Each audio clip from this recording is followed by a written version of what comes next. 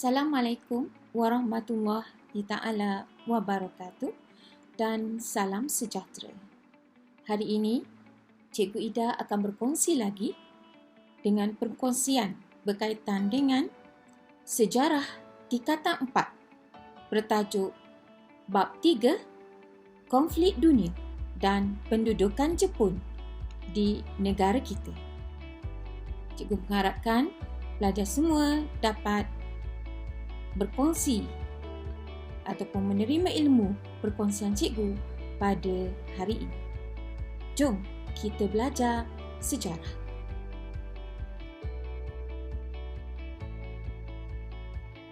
Perkongsian ini adalah merujuk kepada tajuk 3.3 iaitu Perang Dunia Kedua. Terdapat satu standard pembelajaran yang ingin cikgu capai dalam perkongsian ini ialah pelajar dapat menghuraikan perkembangan Perang Dunia Kedua.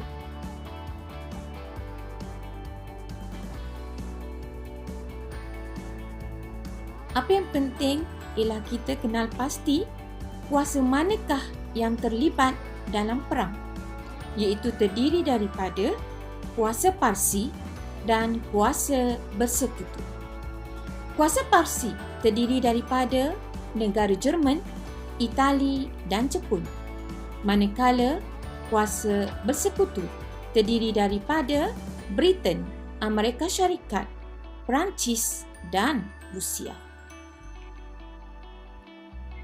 Jom kita lihat apakah faktor yang mencetuskan Perang Dunia Kedua di Eropah.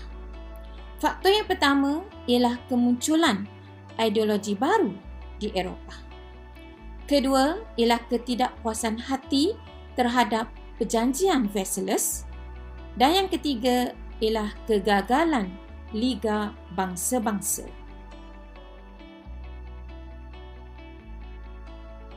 Pertama, iaitu kemunculan ideologi baharu. Selepas Perang Dunia Pertama, kita dapati negara yang kalah dalam Perang Dunia Pertama terutamanya Jepun, terutamanya Jerman, telah mengalami satu gerakan politik yang radikal sehingga membawa kepada munculnya ideologi baru hasil daripada kemelesetan ekonomi. Antara ideologi baru yang muncul ialah ideologi fasisme di Itali. Yang kedua ialah Nazisme di Jerman. Apakah ia ideologi fasisme? Ideologi fasisme adalah pimpinan daripada Benito Mussolini dan Parti Fasis. Ianya berfokuskan kepada kepentingan negara melebihi kepentingan individu, seperti berperang untuk meningkatkan imej negara. Manakala ideologi Nazisme pula di bawah pimpinan Adolf Hitler dan Parti Nazi yang mengenepikan perjanjian Versailles dengan membina angkatan tentera dan menduduki Rhineland semula. Faktor yang kedua ialah ketidakpuasan hati terhadap perjanjian Versailles. Selepas Perang Dunia Pertama, termeterai satu perjanjian yang dikenali sebagai Perjanjian Versailles. Jerman merasakan perjanjian ini tidak adil baginya dan menjejaskan kedaulatan negaranya. Contohnya, Jerman telah kehilangan tanah jajahan, membayar pampasan perang yang tinggi dan perlu dibayar. Jerman juga mengalami kemelesetan ekonomi dan keadaan inflasi yang teruk di dalam negaranya. Manakala Itali pula merasakan perjanjian Versailles ini tidak adil dan tidak puas hati bagi Itali kerana Contohnya, Itali tidak diberikan tanah jajahan baharu walaupun berada dalam pihak yang menang, seperti yang diperolehi oleh Perancis dan Poland. Kita lihat pula faktor yang ketiga. Kegagalan pertubuhan yang dianggap dapat mengamankan dunia dikenali sebagai Liga Bangsa-Bangsa. Kegagalan Liga Bangsa-Bangsa ialah menguatkuasakan perjanjian pelucutan senjata. Contohnya, Jerman telah ingkar arahan daripada Liga Bangsa-Bangsa. Sebaliknya telah memperbesarkan angkatan tenteranya secara terbuka. Kedua, kegagalan Liga Bangsa-Bangsa ialah gagal menangani krisis pencerobohan yang berlaku selepas Perang Dunia Pertama.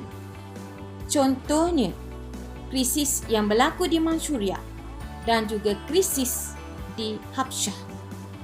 Krisis di Manchuria berlaku apabila Jepun cuba untuk menakluki Manchuria, dan manakala Itali pula menyerang Habsyah. Seterusnya, kita lihat pula tentang peristiwa berlakunya Perang Dunia Kedua di Eropah.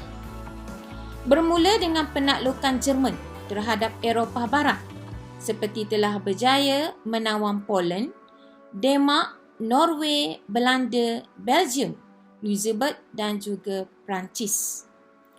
Perancis telah mengalangkan serangan Blitz ataupun serangan kilat dengan menggunakan kereta kebal dan tentera bermotosikal.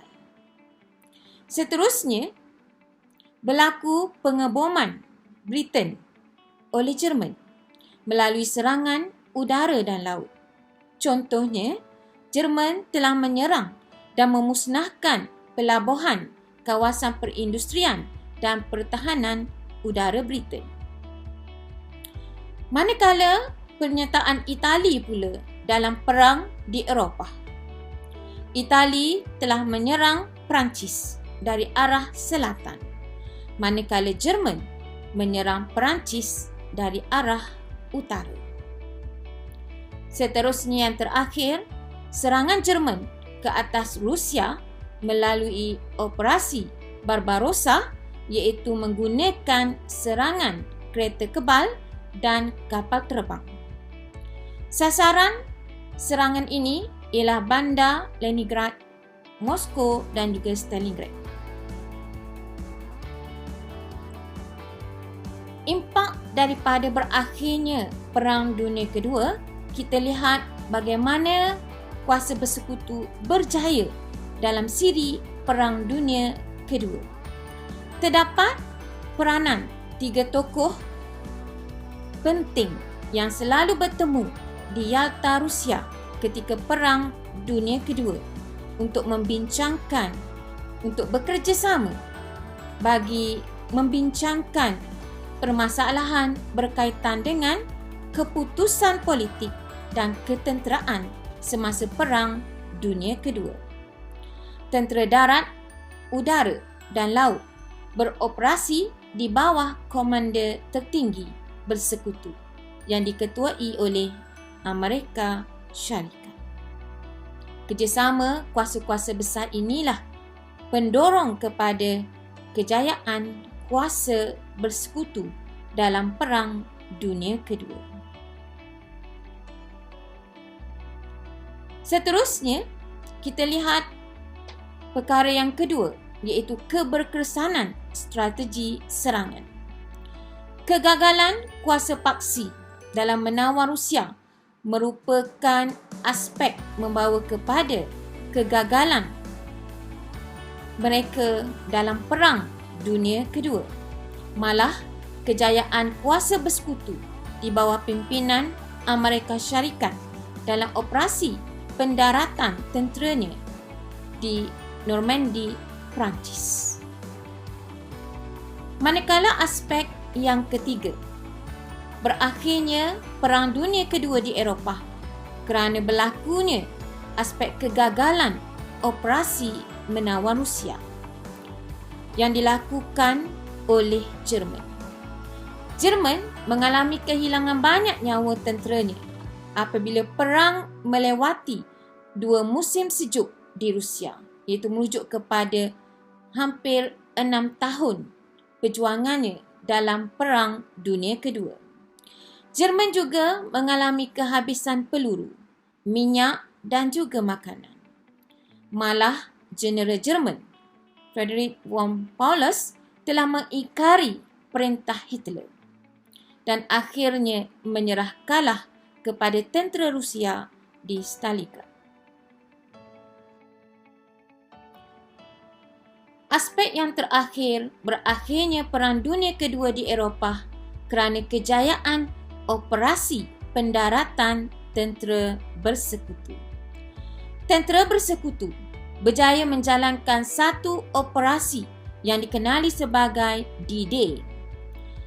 Dalam operasi D-Day ini, tentera bersekutu berjaya mendarat di Normandy. Perancis serta berjaya memperdayakan tentera Jerman dengan menyebarkan maklumat palsu tentang pendaratan tenteranya di Calais, yang sebenarnya pendaratan berlaku di Normandy. Kejayaan ini dapat membebaskan Perancis dan negara Eropah daripada penaklukan Jerman. Operasi D-Day, tentera bersekutu berjaya memasuki Jerman dari arah barat dan tentera Rusia menyerang Jerman dari bahagian timur. Akhirnya, kematian Hitler yang menyebabkan berakhirnya Perang Dunia Kedua apabila Jerman menandatangani perjanjian menyerah kalah dan menamatkan perang yang memakan masa selama 6 tahun di Eropah, bermula daripada tahun 1939 hingga 1945. Secara rumusan, kejayaan dalam perang di Eropah membolehkan tentera bersekutu memberikan perhatian kepada peperangan di Asia Pasifik dalam usaha menghadapi kemarahan tentera Jepun. Sebagai pengakhirannya, cikgu menyediakan latihan pengukuhan kepada pelajar semua untuk mengulang kaji tajuk 3.3 iaitu berkaitan dengan Perang Dunia Kedua. Cikgu mengharapkan pelajar dapat membuat latihan ulang kaji ini. Sebagai pengakhirannya, cikgu ingin mengucapkan terima kasih kepada semua pelajar yang menonton channel sejarah Cikgu Ida. Jangan lupa like, komen, share dan subscribe channel sejarah Cikgu Ida. Sekian, terima kasih. Assalamualaikum warahmatullahi taala wabarakatuh.